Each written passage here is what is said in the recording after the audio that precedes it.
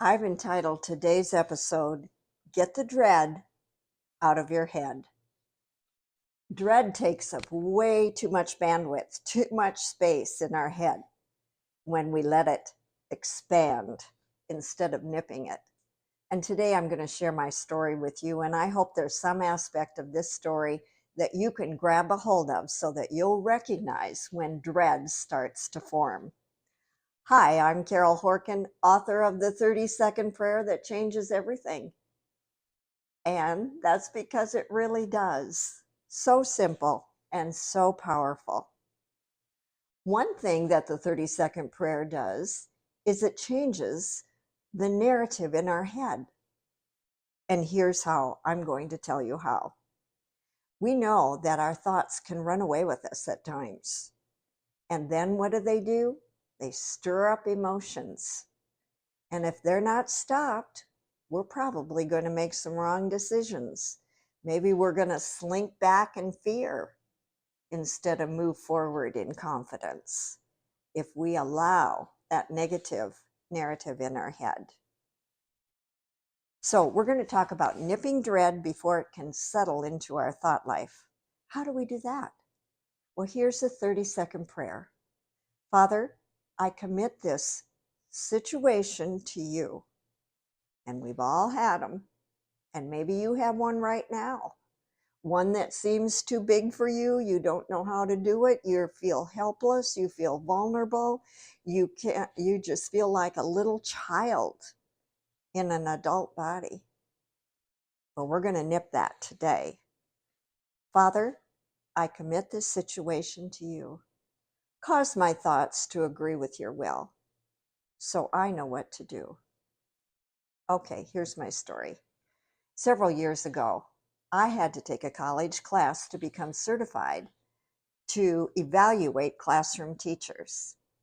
So I went over to the local junior college, signed up for the class. It was 2 weeks, 10 class sessions, 2 hours each. And so when I walked in the first day, I looked around the classroom and I knew I was out of my league. This is Karol Horken that does things simply, that does things practically.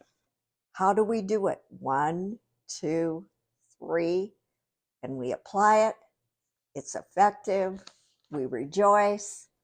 That's not what this class was about. This class was about getting that certification through whatever they decided was best for us to do. So, first of all, we were broken up into teams of 3. I had 2 teammates and given a textbook that was about this thick. Okay, I'm not going to exaggerate, but it was pretty thick. And we were going to have to finish it in those 10 days. So we were given a textbook, and then we were told that we were going to be asked a question at some point, and that each one of us was going to have to give a presentation. And so the dread, the anxiety, I'm out of my league, this is too big for me. And here's the kicker. You didn't get the question before so you could prepare.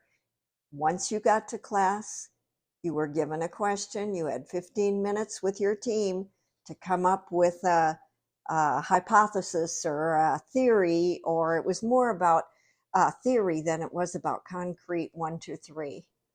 And so that was causing a lot of course, anxiety for me, because if I knew what I was talking about, it wouldn't be any problem at all. I don't mind talking in front of people. Look, I'm in front of all of you, and I don't mind because I know what I'm talking about. But in that class, I didn't. It reminded me of a human relation class I took in college. Same thing. I thought human relationships. Okay, so that's getting along with people, affirming them, those kind of things. And that's not what it was about at all. So anyway, not only that, there were not only just the 30 students that were in my classroom, but we were back then, I think they called it telecommunication, and everyone had a microphone in front of you. You pressed the button and then you could talk. But there were like lots of other locations around the state of Iowa that were going to hear what you had to say. And so, okay, I was in over my head. And in my mind, the content of what they were teaching didn't even make sense. If it doesn't work, why are we bothering, is my theory. But they weren't asking me. So dread began to take up space in my head almost immediately. I felt overwhelmed, anxious, I felt vulnerable, and definitely on the losing side. So I waited to the very end of the 10 days to do my presentation. On that day, I came to class, we were given the question, but I had had time with the Lord the night before. And I didn't know Proverbs 16:3, the 32nd prayer at that time, but I did get before God and say, I can't do this without you. I can't do it, but I know you're going to show up in that classroom with me. So that's basically a 30-second prayer when you call on God for help. When the final day came, the topic was given to us, and my group put their heads together. I was madly scribbling down words. I didn't even know how it was all going to flow or go together, but I just had to get something on that paper. But all of a sudden, a voice came over the microphone. Sioux City, Iowa, who's the presenter today? Come to the front of the room. We're having technical difficulties, and I'm going to walk you through resolving those difficulties. More anxiety, more dread, because I don't know much about technology, but I went forward and he walked me through it, and that was fine. So then he said, "Oh, Sioux City, Iowa." He didn't know my name, but he called me by my location. He said, "Go ahead and present. You're already at the microphone." Okay, now I only had 5 minutes to prepare, and I didn't even have complete sentences on my paper. So I, with all the confidence that God gave me that day, I just began speaking. And to this very day, I have no idea what I said. In fact, I have no idea what that class was about. But anyway, it must have been profound because you could have heard a pin drop in the room. I mean, God made me look really good. And it was just because I turned it over to him and said, "I'm going to need your help." When I returned to my group at the rear of the room, those two people sat there and looked at me in amazement and said, "That was really good." I'm glad they said that because, like I said, I don't even remember what I said. I just hoped it was good. And God made me look good. Oh my goodness. Sometimes our 30-second prayer goes like this: "God, if you're out there, I need your help."